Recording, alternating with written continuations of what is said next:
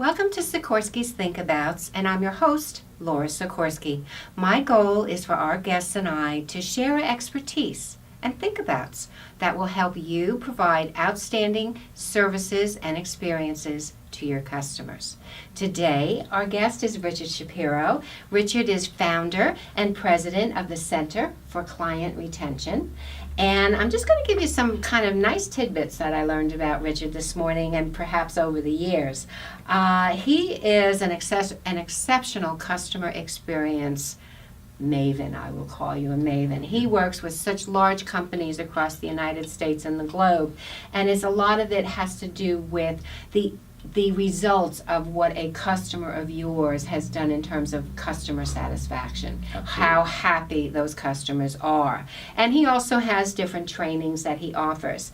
And very excited, he has his first book, The Welcome Edge, Unlocking the Secrets to Repeat Business, is an exceptional book, and I urge everyone to please, go out on Amazon and, buy the book. He's also has a second book coming out in the fall, and it's What Every Customer Wants, The 8 Essentials of Service Excellence, and I think that's going to be another really big seller for you. And Richard began his career at ADP. And that is what would you call that kind of? Well, it's the largest payroll processing company in the world, actually. And he was vice president of that company of customer satisfaction and client retention. And he's a big speaker. He's always on the speaking circuit. He's spoken at SOCAP, which is Society of Consumer Affairs Professionals, many industries in terms of pharmaceutical companies, International Quality in Service Conference in Sweden, the American Management Association, American Marketing Association, American Society of Quality Control, and I can certainly go on, but he has an excellent reputation on client retention. And he has also been interviewed by the New York Times, Associated Press, Wall Street Journal, Boston Globe, the Today Show, and I'm so glad he took time from his busy schedule to come and visit with us today. So welcome very much, Richard. Well, I really appreciate the fact that you came in today from the city, and wonderful. Okay, so how did you first learn about customer service? Sure. But before I tell everybody how I learned about it, I want to thank you for having me on the show today, and also thanking for having such beautiful weather. It's like almost 85 degrees here in New York today. I know. At least we didn't have snow, because a couple times during the year our show had to be canceled because none of us could get to the studio. But I think you brought the good weather. I think that's once what again, it is. thank you very much. You're welcome. I was very fortunate to learn about customer service at a very young age. My early teens, my dad owned a small men's retail store in northern New Jersey, actually in West Englewood, New Jersey. Mm-hmm. And during the busiest holidays of the year, which were Christmas and Father's Day, I worked at my dad's store behind the cash register. And what 10 or 11-year-old kid wouldn't want to be collecting money all day? It really was a fun job. But more than a fun job, it really was an education, because I could see my dad interacting with people as they entered his store. And the key word here is people. My father saw all customers as people first, customers second.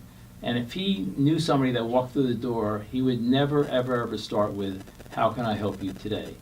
It would be more questions like, "How was your weekend? How was your daughter's wedding? Did your son get into the college of their choice?" So he really took that personal, and we're trying today to go back to that personalization in the whole customer care industry. And he really was like the greeters of today. But he knew his customers intimately, and I think that's exciting. No, absolutely. And the other thing that he really did, and I think it's important for every company to do, every frontline person to do, he welcomed everybody into the store just like they'd welcome them into our home. And to the customer, whether it's your website, your contact center, or your physical store, it really is the home of the company. That is, I totally agree with that. Is there anything else that that you took away and you walked out of the door and said, "Well, now I'm going out in the big bad world, and this is what I want to do"? What did you take when you went to ADP? You know what? I think I took patience. I think you have to be patient, with your staff, patient with customers, and patient, yourself. I've actually been in business 27 years, and a lot of people say, oh, wow, how did you get to the 27 euro mark? And I say, well, I have patience. You have patience, exactly. Well, I think we started our businesses around the same time. I started in 1986 as a consultant, and I think you said you started in 1987. And when you have to deal with marketing your own company and then being the customer service advocate, not only for your customers, but for your own business, it's a difficult challenge out there, folks. Right. It really is. So I would like you to talk a little bit about ADP and how that, again, prepped you for owning your own company. Sure. What was the purpose? And I thought that I would share a story with you that I thought would be helpful for anybody in business. And first of all, at ADP, I started out as an account executive. I was in client service management. I was general manager of one of ADP's largest regions, and my last job, as you said, I was vice president of client retention and customer satisfaction. And part of that last responsibility was being responsible for the account manager program. Now, most businesses have like the 80-20 rule, where 80% of your business comes from 20% of your customers. And it was important. You don't want to lose any customers, but you don't want to lose your top customers. So we had a program at ADP where each account manager was assigned 100 customers. And their goal at the end of the year was not only to keep those 100 customers, but try to get additional business from them. So I was put in charge of this program, and when I started going out all over the country with these account managers, I realized right away, and that was really the kind of the purpose, but the problem was that they were going on visits, but they weren't visiting the right people. They were seeing the users, but not the decision makers. Now, it's important to see the users because they actually know the ins and outs, as you know. But the decision makers are the ones who decide whether they're going to keep the product or not keep the product. But these, for the most part, and it happens even today, were like people, young men and women in their 20s, and they were kind of intimidated by actually making an appointment with a CFO or a controller. So I actually gave them a tool, and that tool really developed into a survey. It was all open-ended questions. If you were president of ADP, what would you change to make the service better? And not only did you get great information, but it really helped create a dialogue, and it helped to connect with the person. And at the end of the year, the program was a fabulous success. The average retention rate before was in the high 80s, which was good. But these accounts that were in this program, it ended up being in the high 90s, and with an enormous amount of additional business being sold. And I think that's because you were asking them for their feedback. Right. Exactly. Tell me a little bit about why you like us. Tell me a little bit about this. And I think that was the most important part, and most important. I think the other thing we talked earlier about, too, is knowing your customers, being able to analyze who your customers are and so forth. But you know what? There's a lot of people today. Customer satisfaction versus customer retention. What's the difference? Yeah, I'm glad. Or is there? I'm glad you asked me that question, Laura, because I always get frustrated. I have patience, but sometimes I get frustrated when people don't understand the difference. Someone can be completely satisfied with your service, but never go back there again. And I think one of the examples I like to give is that, let's say you go out with your family for dinner once a week, and you go into a restaurant, and the food is good, and the service is good, and it's value priced, but you never go back to that restaurant again, or you might not go back for 2 or 3 years. Yet, if either the host or the waiter somehow built a relationship with that family, just, connecting, found out a little bit more about them, and at the end said, you know what, I really enjoyed, servicing you today or serving you today. I would love to do that again. Why don't I see you next month or something? By telling the customer that you really want to invite them, you want to see them again, that helps build a relationship. And maybe that family now will go to that restaurant 12 times a year instead of once a year. And that can create an enormous amount of revenue for any business. Well, I know I use the example of customer service versus customer experience. To me, customer satisfaction, customer service is basically a one-time shot that you have. Customer experience is the warm and fuzzy that you get. So customer retention, I'm assuming, is the same as, is the customer experience, that they're going to be happy Because we all know They're you gonna have to be- keep happy They're customers. going to be happy. The glue of the link, I always say, is the relationship. If you can build a relationship, it's not a guarantee that you're going to retain the customer, but it'll help. Even in a competitive situation, a lot of times for B2B type deals, if you built up a relationship, maybe someone on the inside will say, you know what, a competitor is knocking on the door, let me tell you, about them, Right. inside information. Right, That's what a relationship really will do. So, we know that we want to keep our customers happy because then that means our employees are happy. And I read a note somewhere and it said 5% increase in retention of your customers is going to be up to a 95% increase in profits.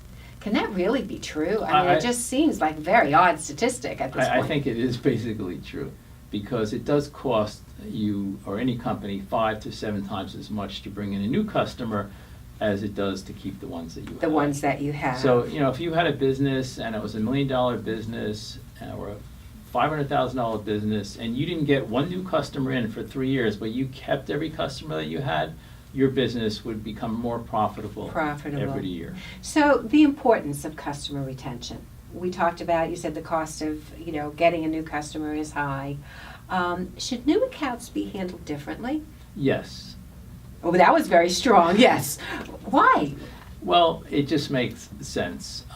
When you're new, like when you start out in school, don't you get like additional information, or the first day of school, they show you the locker room, they show you where the bathrooms are. A new customer really should be handled the same way. When a new customer comes into a store or contacts a contact center for regular business, and you find out that's the first time that they've used that product or service, you want to further educate them. And at ADP, we actually found out, which is true in almost any business, that our first year attrition rate was almost twice as high as overall rates. And that's because someone would go on a payroll system, they'd be a little confused, they would try to contact the contact center, they had to wait too long, the person really didn't give them that fuzzy feeling, and then they were able to go back to their old supplier. So at ADP, we actually came up with a new account coordinator who kind of handheld the customer during the first 90 days and then turn that customer over. That's just brilliant. I mean, because again, I know, if I go to a new company for the first time, I'm many times like, boy, I wish somebody would have said welcome, Right. Or I got a nice email message, or maybe even a personalized note, thank you for being our newest customer. Should employees be compensated for bringing in new accounts? I think that's a yes and no, answer. Most salespeople are really compensated on bringing in new customers.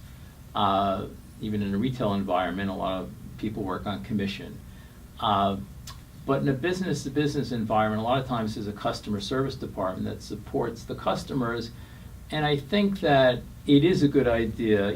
They say money talks, nobody walks.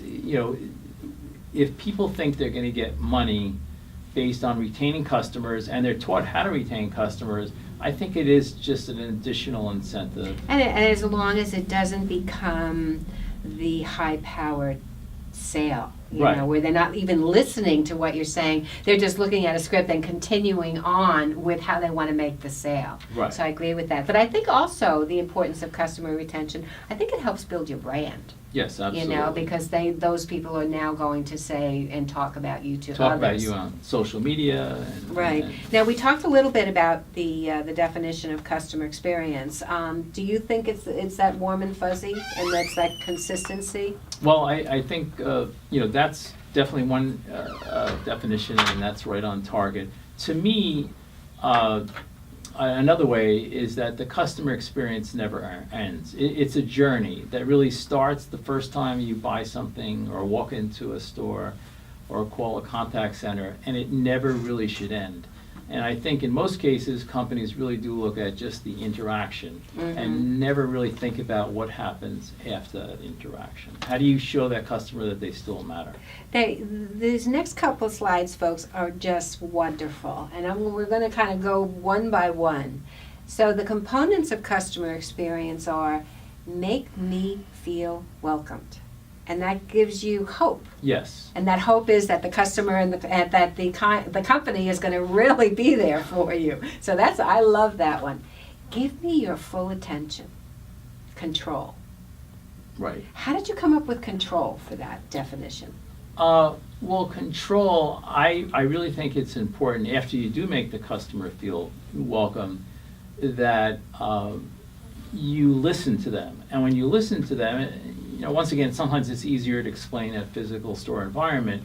If you walk into a store and people are on their cell phones or texting or talking to one another, they're not giving you any attention. So you feel out of control. Mm-hmm. I mean, you're just standing there and nobody's helping you. Oh yeah, because you go, excuse me, hello, I'm over here. I really like the fact that after you welcome somebody, and you give them that hope, that the next thing is you listen to why they're there.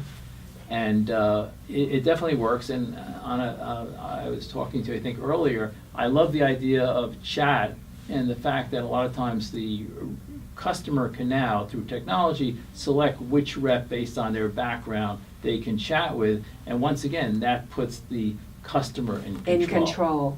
And then certainly answer more than my question. Give me that little bit extra. Connect with me. I mean, we had a few weeks ago Holland House, who wrote a book, Consciously Connecting, Mm-hmm. And it really kind of ties in, don't look at me as a number or look at me as a statistic. Know who I am. And of course, know your stuff. Don't say no. I love that one.